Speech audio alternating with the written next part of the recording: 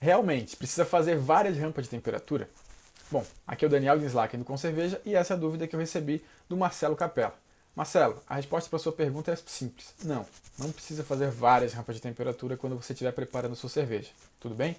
É o seguinte, quando a gente ensina sobre o processo de mosturação, é comum a gente apresentar todas as enzimas que são ativas e que existem dentro do malte de cevada e podem ser ativadas durante o processo de mosturação. Hoje em dia, com os maltes que a gente tem disponíveis já são bastante modificados e várias dessas enzimas não são necessárias para produzir a sua cerveja.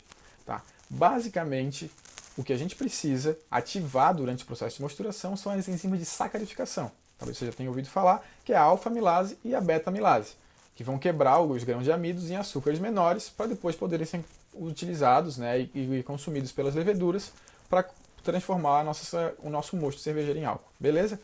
Essas enzimas têm duas faixas de temperatura que elas são mais ativas, certo? A alfa-amilase e a beta-amilase, mas uma temperatura regular no meio dessas duas temperaturas, ali na faixa de 67 graus, você ativa as duas enzimas. Então, para a maioria das cervejas que tem corpo médio, não é nem uma cerveja tão seca e nem muito maltada, com um corpo, uma cerveja mais densa, você consegue, com essa faixa de temperatura de 67 graus, preparar sua cerveja.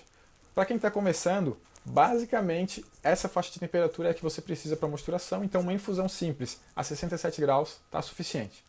A exceção aqui, só uma ressalva, para se você quiser fazer uma cerveja que tenha entre os grãos uma alta concentração de proteínas, no caso, por exemplo, cerveja de trigo, né, as vais, tem uma concentração de proteínas maior, então é interessante que faça uma parada proteica, ali na faixa de 50 a 55 graus. Então seria essas duas faixas de temperatura, tá? Essas duas rampas se você for fazer uma cerveja de trigo. Alguma Witbier, por exemplo, você poderia usar essas duas rampas de temperatura. Caso contrário, Pale Ale, IPA e tal, pode jogar 67 graus tranquilamente, uma temperatura só, mantenha essa temperatura durante toda a mosturação e depois parte para a próxima etapa.